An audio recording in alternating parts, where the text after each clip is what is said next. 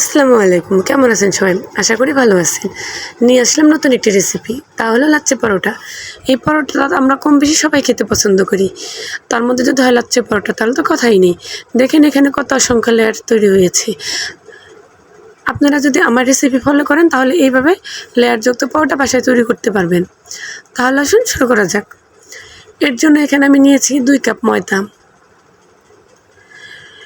এখানে আমি 2 কাপ ময়দা একদম ভর্তি করে নিয়েছি। তারপরে এখানে আমি দিয়ে দেবো স্বাদ মতো লবণ।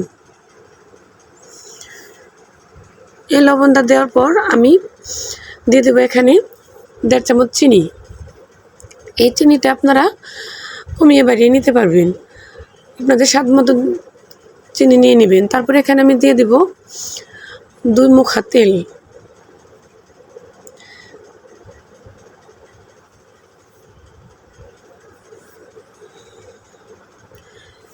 এখন আমি তেল দিয়ে ভালোভাবে এই ময়দাটা মাখিয়ে নিব। এটা একটু সময় নিয়ে এই তেলের সাথে ময়দাটা ভালোভাবে দেখেন আমি মাখিয়ে নিয়েছি। এখন আমি হাতের মধ্যে মুঠো করে দেখিয়ে দিতেছি। যখন এইভাবে হাতের মধ্যে মুঠো হবে ময়দাটা, তখন বুঝবেন যে এটা ভালোভাবে মাখানো হয়ে গেছে।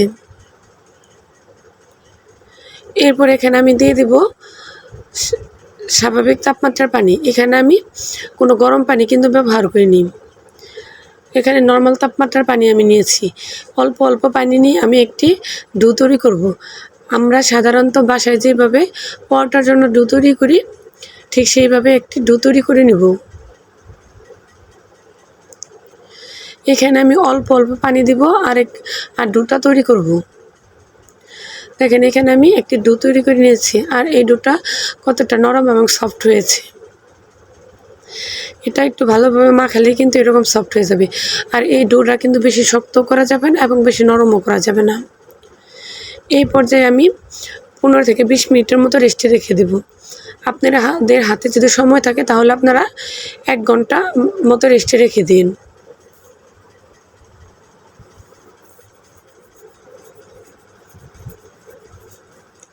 এখানে আমি 20 মিনিট পরে দেখেন ফিরে আসলাম। আমার ময়দার ডোটা কতটা সফট হয়েছে। এই পর্যায়ে এটা আমি আরেকটু মাখিয়ে নেব।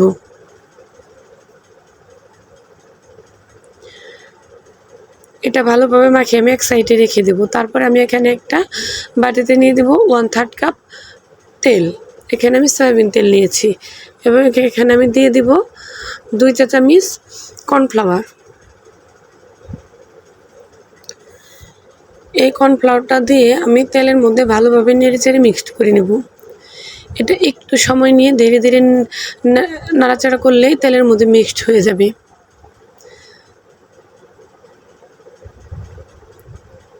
আপনারা দেখতেই পাচ্ছেন যে এটা একটু নাড়াচাড়ার ফলে কীভাবে তেলের মধ্যে সুন্দর মিক্সড হয়ে গেল।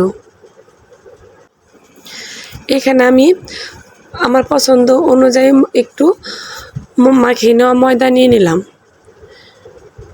এখন এটা আমি একটি গোল লেচি করে তারপর আমি এখন এখানে একটি পাতলা রুটি তৈরি করে নেব। এর জন্য উপরে আমি এক্সট্রা একটু আটা ছিটিয়ে নিলাম। এই রুটিটা গোল হতে হবে কোনো কথা নাই, এখানে রুটিটা যতটুকু সম্ভব পাতলা করে বেলে নিতে হবে। এখানে আমি একটা পাতলা রুটি বেলে নিলাম। রুটিটা দেখেন কতটা পাতলা হয়েছে, আপনারা চাইলে আরও পাতলা করে বেলে নেবেন। তারপরে এখানে আমি একটি ছুরি দিয়ে রুটিটা এক সাইড থেকে কেটে নেব। এখানে আমি একটি ছুরি দিয়ে এই রুটিটা আমি কেটে নিচ্ছি। আপনারা চাইলে আপনাদের হাতের কাছে যদি পিজা কাটার থাকে তাহলে আপনারা পিজা কাটার দিয়েও কেটে নিতে পারবেন। আর আপনারা রুটিটা যত চিকন করে কাটবেন এই পরোটার লেয়ারটা কিন্তু তত বেশি হবে। এর জন্য আপনারা যতটুকু সম্ভব চিকন করে কাটার চেষ্টা করবেন। এইভাবে আমি সম্পূর্ণ রুটিটা কেটে নেব। আপনারা দেখতেই পারছেন যে আমি রুটিটা যথেষ্ট সম্ভব চিকন করে কাটার চেষ্টা করতেছি। এখানে আমি সম্পূর্ণ রুটিটা চিকন করে কেটে নিলাম।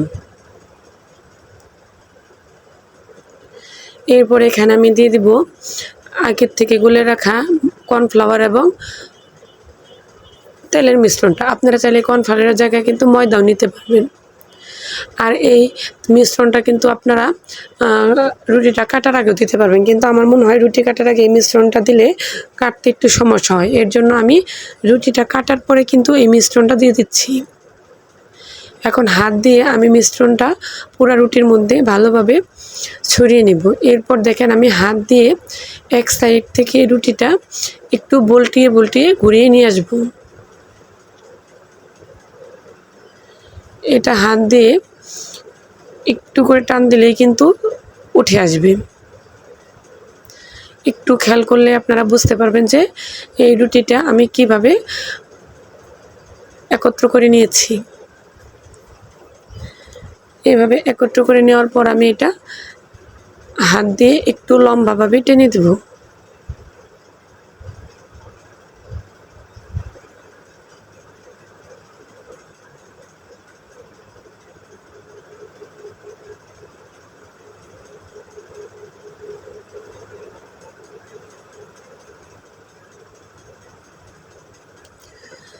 এটা আমি হাত দিয়ে দেখেন 2 হাত দিয়ে ভালোভাবে কিন্তু একটু টেনে লম্বা করে নিচ্ছি।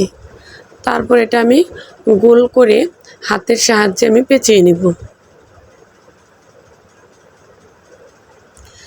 আপনারা একটু ভালোভাবে খেয়াল করলে বুঝতে পারবেন যে আমি এটা কিভাবে পেঁচিয়ে নিলাম। তারপরে হাত দিয়ে চেপে আমি এটা একটা পরোটার শেপ দিয়ে নিব।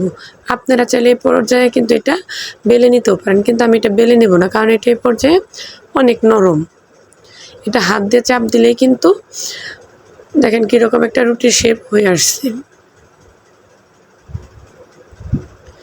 এটা আমি ভালোভাবে হাত দিয়ে চেপে চেপে আমার পছন্দ অনুযায়ী একটি শেপ দিয়ে নিলাম।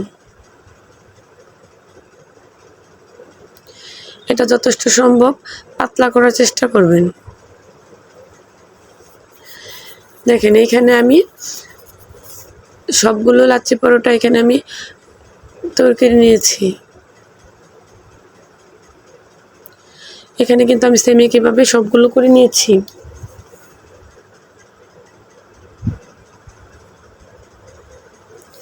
এখন এগুলো আমি ভাজতে নিয়ে যাব। চুলায় আমি একটি প্যান বসিয়ে তার মধ্যে আমি 2টো পরোটা দিয়ে দিলাম। এখানে কিন্তু আমি কোনো তেল দেইনি। তেল ছাড়াই আমি পরোটাকে 5 মিনিট ভালোভাবে এক সাইড ভেজে নেব। তারপর আমি আরেক পিঠ উল্টিয়ে আবার 2 থেকে 3 মিনিটের মতো ভেজে নেব। এটা কিন্তু অবশ্যই মিডিয়াম থেকে লো আঁচে ভাজতে হবে। এইভাবে আমি উল্টিয়ে পাল্টিয়ে 2 থেকে 3 বার একটু করে ভেজে নেব।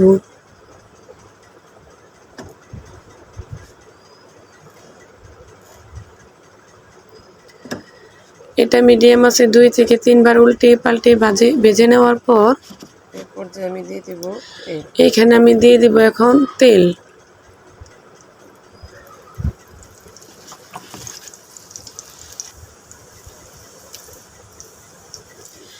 এই তেলটা দিয়ে দেওয়ার পর আমি তেলের মধ্যে এই পরোটাকে ভালোভাবে দিয়ে উল্টে পাল্টিয়ে আবারও ভেজে নেব।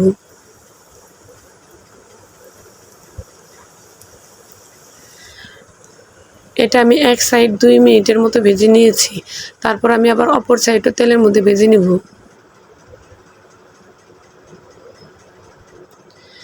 এইভাবে উল্টে পাল্টে আমি সবগুলো পরোটা ভেজে নেব।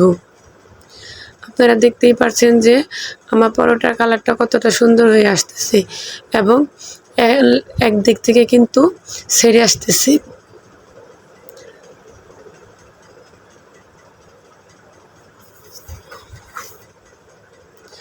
এখানে কিন্তু বোঝাই যাচ্ছে যে এই পরোটার লেয়ারটা কত বেশি হয়েছে।